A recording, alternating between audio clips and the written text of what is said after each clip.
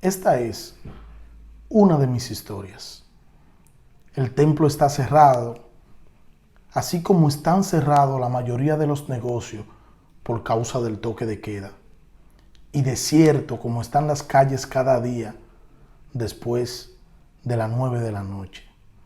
Desierto, vacío, con el deseo de ser visitado y con la angustia de ser abandonado. Aquello parecía un monumento al silencio.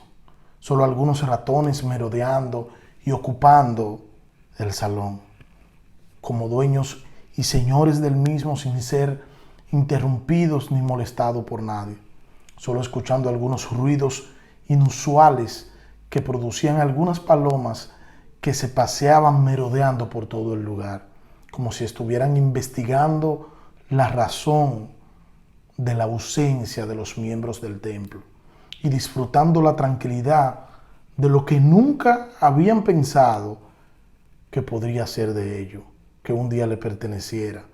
Ahora podían volar y caminar sin ningún tipo de interrupciones. Ahora podían correr y acampar en cualquier lugar, como lo hacen los animales en el bosque, como estaban en el huerto del Edén cuando el Creador con sus palabras y sus manos creó todo lo que vemos, e incluso lo que no vemos también. La noche anterior, el pastor recibió un video por WhatsApp que uno de sus miembros hizo público en una de las plataformas digitales. Es que hoy tenemos acceso y derecho a comunicarnos, aunque le demos un mal uso a estos medios. Este pequeño video de tan solo 5 minutos había destrozado el corazón de aquel hombre, porque el joven que había hecho el video hacía una denuncia donde decía que la iglesia estaba para ayudar a sus miembros y que su pastor no le había ayudado, que no sentía el apoyo de la iglesia, que no era suficiente con llamarlo, que el amor el pastor debe mostrarlo acercándose y ayudando a sus miembros. Era como si había perdido la visión de quién era. Y este joven simplemente comenzó a desahogar una furia que sentía por dentro. Simplemente actuó sin pensarlo, sin tomar en cuenta sus propias palabras y el alcance que ésta pudiera tener en las redes sociales. Pero estaba molesto con el gobierno, muy molesto, porque entendía que debían hacer más. Estaba molesto en realidad con todo, porque simplemente él entendía que debían alinearse para ayudarle.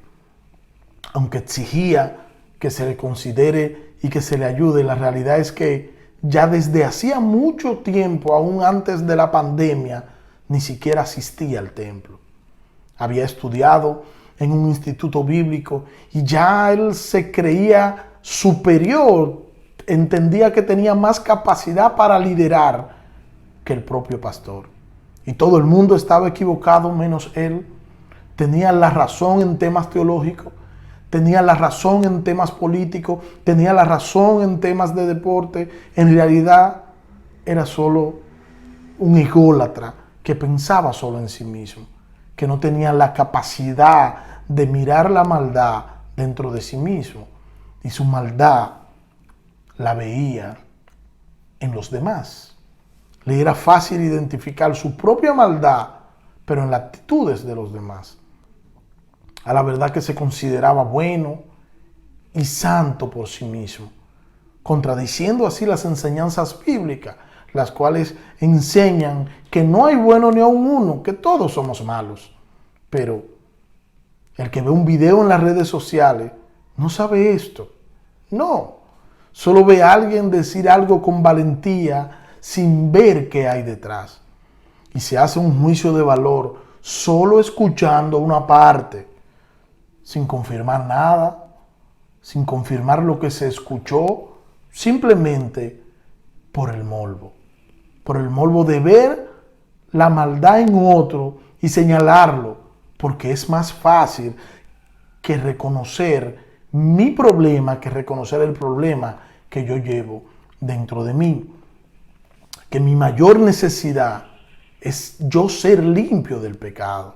Pero el orgullo quiere que nos llevemos la gloria y que todos entiendan que tenemos la razón, creyéndonos el centro de atención, y solo estamos amontonando fuego sobre nuestras cabezas, porque no podemos ser el centro de atención de un mundo que nosotros no hicimos, queriendo ocupar el lugar del Creador.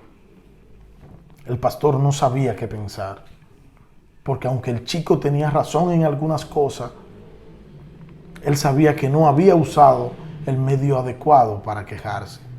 Y tampoco el joven se había preguntado si existía una razón por la que este pastor no hacía la obra social en el tiempo de pandemia.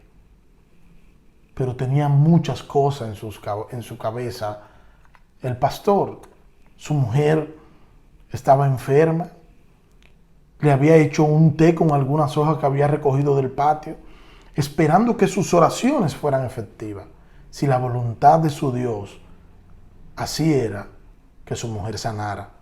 Por causa del coronavirus no se atrevía a llevarla a la emergencia del hospital, porque le podía salir la sal más cara que el chivo. Ir al hospital por algo simple y salir luego con un problema mayor, con la posibilidad de infectarse con el virus.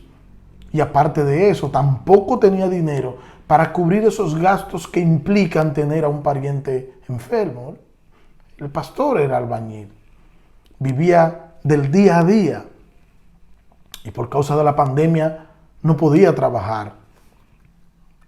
Él vivía de su trabajo de construcción y cada día se levantaba a las 5 de la mañana a trabajar, y por causa ahora de la pandemia, de la cuarentena y del toque de queda, se levantaba cada día a la misma hora a meditar y a orar, a implorar a Dios misericordia por el país, por el mundo y por los hermanos de la iglesia de manera particular. La iglesia era una iglesia pequeña, en espacio físico y en membresía. La mayoría no trabajaba, y menos en este tiempo, donde los que salían a chiripear estaban inhabilitados por la situación de salud en la que está viviendo el país y el mundo.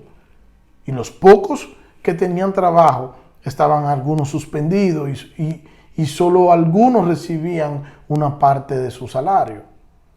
Y la iglesia no tenía fondo, porque solo recaudaba lo suficiente para cubrir los gastos mensuales.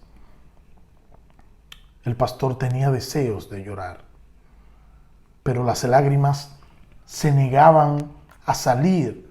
Era como si sus ojos ya se habían secado y renuentemente se oponían a ser una fuente inagotable de lágrimas. Muchas preguntas sin respuesta y muchas respuestas sin sentido, pero apegado a la fe que le había salvado de delinquir en las calles, seguro de lo que hacía, porque entendía que nada dependía de él, sino más bien de aquel que había muerto y resucitado para así garantizar la efectividad de su plan de salvación. Eso era lo que le permitía no dar un paso en falso, y simplemente estaba esperando lo que sabía que podía llegar y que llegaría aún sin él saber de dónde, convencido que su Dios era capaz de cualquier cosa, y sí que lo es. Ese mismo día, alguien tocó la puerta de su casa y sin conocerle, se le acercó y le dejó varias raciones de alimento y algo de dinero. Eso era una petición contestada. Había llegado, había sido respondida su petición, como él esperaba, solo que llegó del lugar que él menos imaginaba. Y fue movido a misericordia, no solo quien menos esperaba, quien ni siquiera él sabía que supiese su situación, pero que Dios había puesto un peso en el corazón de esa persona. En la casa del pastor ya no había que comer, y mientras dividía los alimentos que había recibido para llevar a algún necesitado, pensaba en aquel joven y en cómo las personas tienden a juzgar mal, porque muchas veces las apariencias engañan y las redes sociales se prestan para que personas de manera irresponsable hagan toda clase de denuncias y con apariencia de piedad nos engañan. Muchas veces inventando historias solo para conseguir seguidores. Pero nosotros debemos ver un poco más allá y no dar veracidad a todo lo que vemos y a todo lo que nosotros escuchamos, sino más bien confirmar lo que se dice. Y si no se puede confirmar, simplemente no compartirlo. Y antes de tú enviar un mensaje, piensa, ¿en qué edifica esto? ¿Cómo yo muestro a Cristo a través de este mensaje? Porque así como tú exiges respeto, también los demás merecen respeto. Así como a ti no te gusta que te juzguen, no juzgue a los demás tampoco.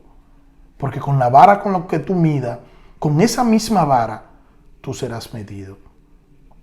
Esos que critican cosas de sus propios grupos en las redes sociales, esos que critican a sus propias familias, no son más que cobardes disfrazados de valientes. Si un hermano peca contra ti, ve y ponte de acuerdo con él. Y si te escucha, ya ha ganado a tu hermano. Cuando sientas que alguien te ha faltado, no lo juzgue, no lo critique, toca su puerta, habla con tu hermano y ponte de acuerdo con él. No juzgue a los demás por lo que tú sientes. Antes de emitir un juicio de algo, primero investiga para que puedas entender la realidad de lo que sucede. Y no dejes que alguien venga a traer basura a tu corazón. Simplemente no juzgue y no serás juzgado. Y antes de ver lo malo que hay en el otro, primero detente a ver tu propio mal. Cuando tomes esto en cuenta, verás que no debes juzgar a la ligera. No solo harás justicia, sino que también lo harás con amor. Y recuerda que los trapos sucios se lavan en casa. Hasta la próxima. Recuerda que puedes encontrarte conmigo en las redes sociales como Daniel Cordero y en YouTube La Palabra del Mesías y el Comentarito.